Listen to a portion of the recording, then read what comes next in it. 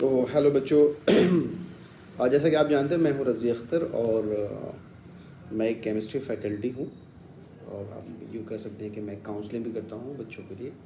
और फ़िलहाल मैं कोटा में एज ए सीनियर फैकल्टी काम कर रहा हूं। तो कुछ बातें करनी थी हमें, ख़ासकर उन बच्चों से जिनका सिलेक्शन नहीं हुआ। उनको लगता है दैट मीन्स कि टेस्ट देने के बाद, एग्ज़ाम देने के बाद उन्होंने जब आंसर की मैच किया तो उन्हें 600 प्लस मार्क्स नहीं मिल रहे हैं इन नीट।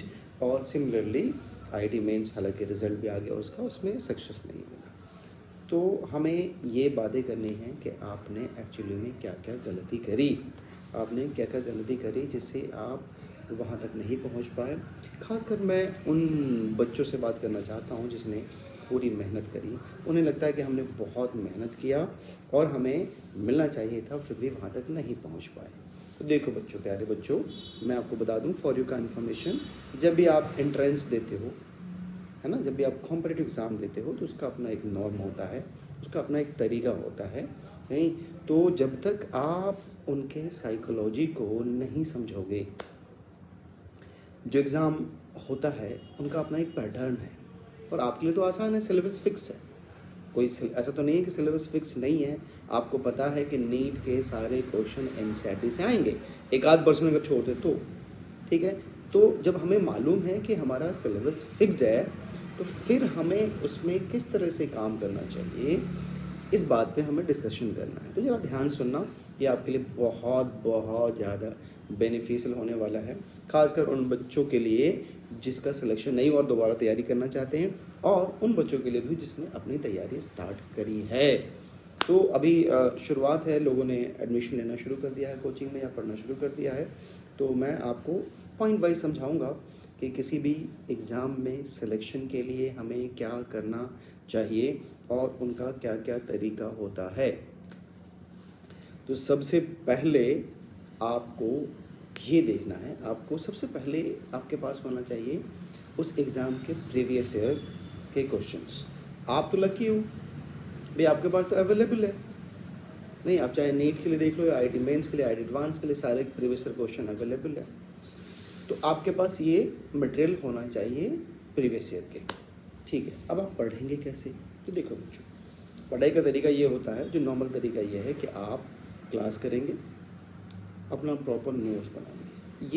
ये जो ड्यूरेशन होता है 1 घंटे 2 घंटे या 1.5 घंटे की, ये बहुत ही मीनिंगफुल होता है, जब स्पेशली जब आप शुरू में कोचिंग जाते हो तब। क्योंकि शुरू के ही 20 डेज 30 डेज डिसाइड कर देंगे कि आपका परफॉर्मेंस आगे कैसा होने वाला है। ध्यान से सुनिएगा, अगर आप फोकस नहीं करते हो, अगर आप ध्यान से टीचर की बात को नहीं सुनते हो, आप उनसे कनेक्ट नहीं होते हो, तो ये आपको बहुत परेशान कर देगा। इनिशियल शुरू की बात कर रहा हूँ, शुरू में। इसीलिए जब भी आप क्लास जाओ पूरी तरह से वेल प्रिपेयर्ड होके जाओ, नहीं, और टीचर से बिल्कुल कनेक्ट हो जाओ। नहीं, कुछ बच्चे होते हैं जो आपस में बातें करते हैं, कभी इधर देखा कभी उधर देखा, माइंड भटकता है, कुछ लोग मोबाइल भी यूज़ करते हैं। तो अगर ऐसा करेंगे तो आपको बहुत ज़्यादा नुकसान होने वाला है।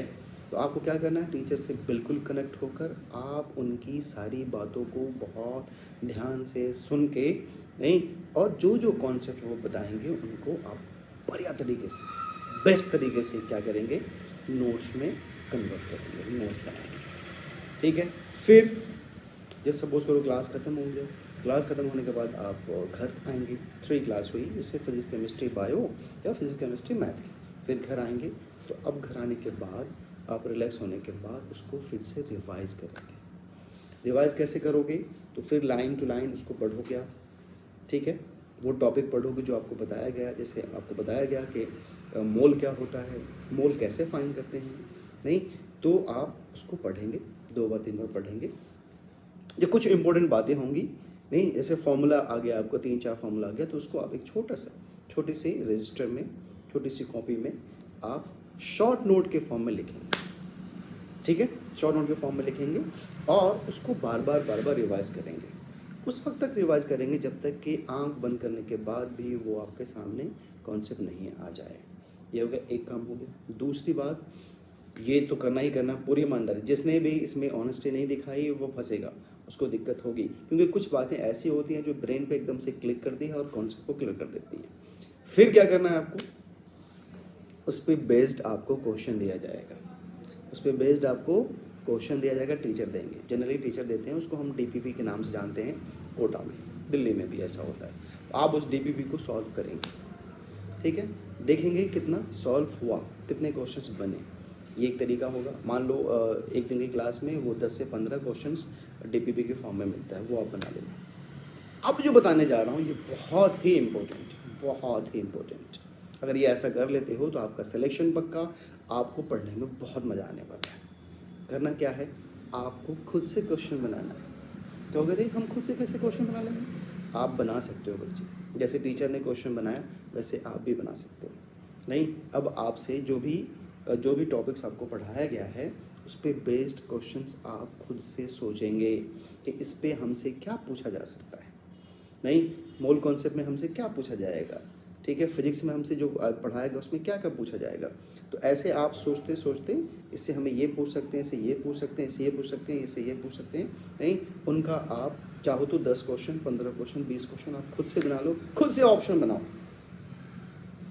अगर ऐसा किया आपने तो देखिए एकदम से बदल जाएगा, क्योंकि जिस वक्त आप सोच रहे होंगे आपका ब्रेन 100% उस कॉन्सेप्ट पे फोकस्ड होगा, क्योंकि आप उसमें कुछ सर्च कर रहे होंगे, कुछ ढूंढ रहे होंगे। जब आप ढूंढेंगे, सर्च करेंगे, तो आप पूरी तरह से लगन के साथ आप काम करेंगे। अगर आपने उसमें 10 से 15 क्वेश्चन खुद का बना लिया और 10 से 15 क्वेश्चन डीपीपी मिल गया और अगर आपने उसको सॉल्व कर दिया तो वो कॉन्सेप्ट आपका क्रिस्टल क्लियर हो जाएगा। बच्चों, समझ में आ रहा नहीं आ रहा है?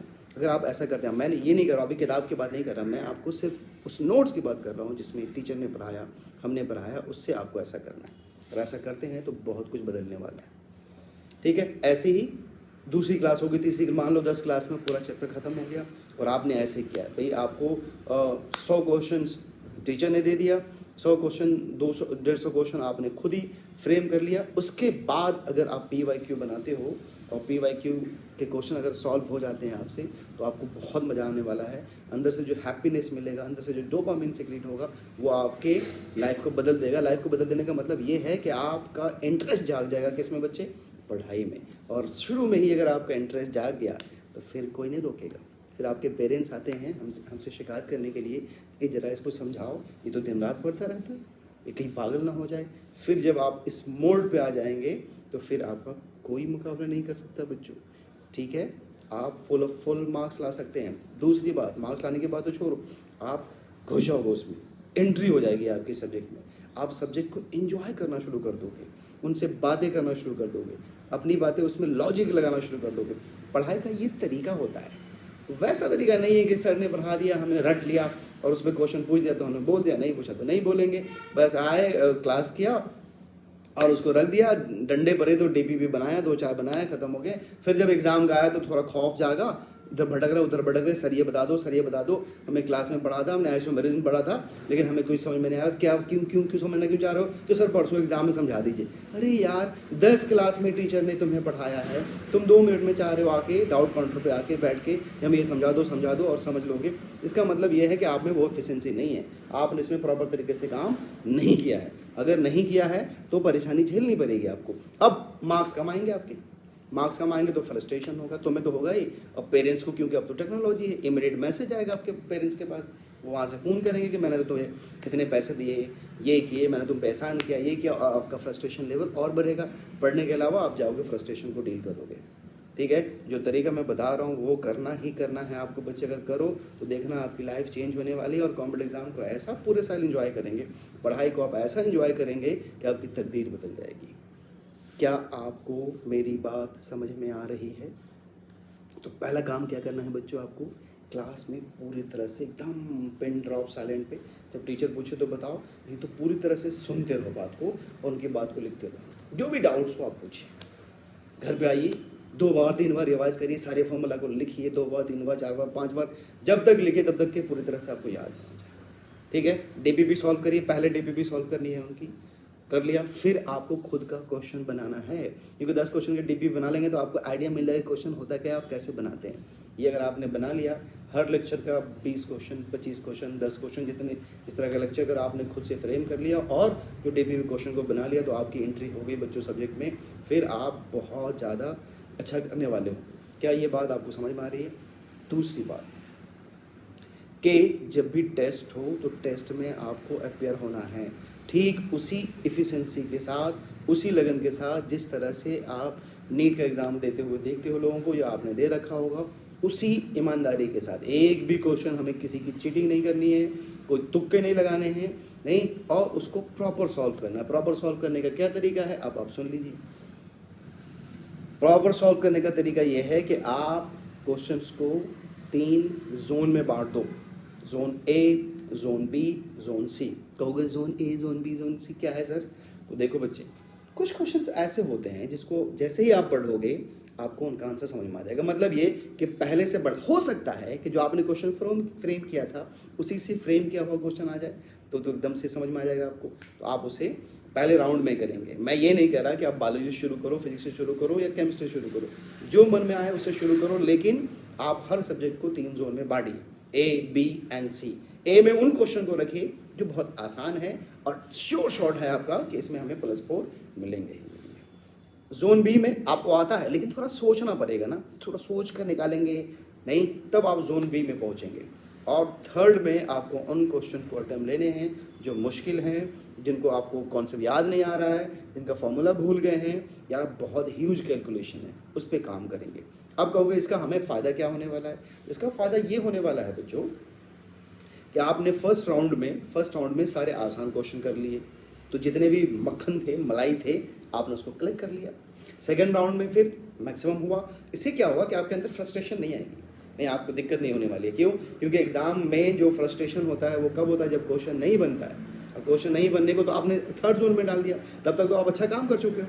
आप समझ रहे हैं आप अंदर बात भाई? आप तब तक तो आप अपने आप को सेव कर चुके हो। तो जैसे ही आप थर्ड में पहुंचोगे तो आपकी एनर्जी लेवल हाई होगी, आपका जो अटैकिंग होगा वो आप अटैक करोगे, ना कि नीट वाले या आईडी मेंस वाले आप अटैक करेंगे। 2 तरह से एग्जाम होता है, एक आप खुद एग्जाम दे दो, दूसरा वहां से कंट्रोल होता है। कैसे कंट्रोल होता कहोगे? तो अगर 2-3 क्वेश्चन डिफिकल्ट डाल दिया और आपने फंस गए तो सारा हार्मोन नहीं एकदम से इम्बैलेंस हो जाएगा और घबराहट में आ जाएंगे, आप एंजाइटी में आ जाएंगे, और जैसे एग्जाम टीम आए इसका मतलब ये हुआ कि आपको अब वहाँ से कंट्रोल होगा, आप गलती पे गलती करेंगे और मैच से आप बाहर हो जाएंगे। तो ऐसा नहीं करना है, हमें 3 जोन में बांटना है।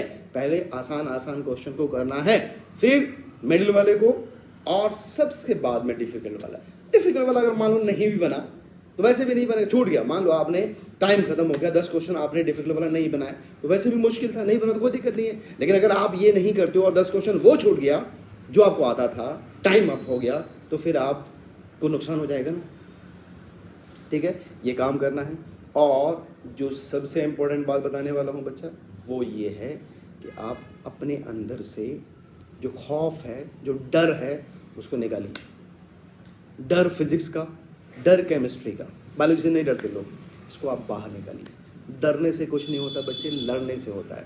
फिजिक्स कोई मुश्किल नहीं है, केमिस्ट्री कोई मुश्किल नहीं है। क्यों बच्चे फुल मार्क्स ले आते हैं? नहीं, अगर आप डरोगे तो फिर गड़बड़ हो जाएगा। डर से बाहर आइए। इस बात से भी नहीं डरना है कि हमारे पेरेंट्स ने हमें कोटा भेजा है या दिल्ली भेजे हैं, नहीं, और उस पर हम पे बहुत ज़्यादा अमाउंट खर्च हो रहा है, और उसी टेंशन में हो कि हमारा नहीं होगा, हमारा ये होगा, हमारा सिलेक्शन नहीं होगा तो क्या होगा। अरे सिलेक्शन एक साल के बाद देखा जाएगा ना। आप ये सब थॉट मत लाओ। अभी आपको जो बताया गया है, जैसे मैंने आपको बताया वैसे फोकस होकर पढ़ो, सब कुछ रहेगा। अगर आप ऐसा नहीं करते हो, आप ऑनेस्ट नहीं हो, क्लास में ऑनेस्ट नहीं हो, आप डीपीपी सॉल्व नहीं करते, आप खुद से क्वेश्चन फ्रेम नहीं करते, आप टेस्ट देने नहीं जाते, आप टीचरों से डाउट नहीं पूछते जो नॉर्म है, तो फिर आपको परेशानी ऑब्वियस सी बात है होगी ही होगी। नहीं तो मुझे लगता है कि जो मैंने आपको तरीका बताया, अगर आप उसको फॉलो करते हैं तो आपका इंटरेस्ट जाग जाएगा बच्चे पढ़ने में, और एक बार इंटरेस्ट जाग गया तो फिर आपको कोई नहीं रोक सकता। आपने देखा होगा जो नोवेल पढ़ने वाले लोग हैं कैसे पागल होते हैं, नहीं तो ठीक उसी तरह से आपको केमिस्ट्री पढ़ने में भी मजा आएगा, और फिजिक्स पढ़ने में भी मजा आएगा, बायोलॉजी भी और मैथमेटिक्स पढ़ने में भी आपको मजा आएगा। नहीं, खासकर मजा कब आएगा? जब आपने खुद से क्वेश्चन फ्रेम किया वही क्वेश्चन आपको टेस्ट में पूछ दिया टीचर ने, अंदर से जो कूल फील होगा ना, वो आपको अगले टेस्ट में तैयारी करने के लिए आप और इनहेंस कर देगा और आपको पोटेंशियल दे देगा। आप वेट करोगे कि अगला टेस्ट जाके पूछोगे अगला टेस्ट कब होगा, अगला टेस्ट कब होगा, अगला टेस्ट कब होगा। क्यों? क्योंकि अब आप उसको एंजॉय कर रहे हो। फिर आपको कोई मतलब नहीं होगा सोशल मीडिया क्या है और यूट्यूब क्या है, वो सब फीके पड़ जाएंगे। जितना हार्मोन, जितना डोपामाइन आपको इस काम से मिलेगा ना, क्योंकि आपको मालूम है कि इससे जो मिलने वाला है वो आपकी दुनिया बदलेगा। नहीं, वो फेसबुक और इंस्टाग्राम से आपकी दुनिया नहीं बदलती, वो सिर्फ आपको प्लेजर फील कराता है। क्यों? क्योंकि आप असल जो जहाँ से आपको प्लेजर मिलना था वहाँ पर तो आप फोकस ही नहीं कर रहे हो।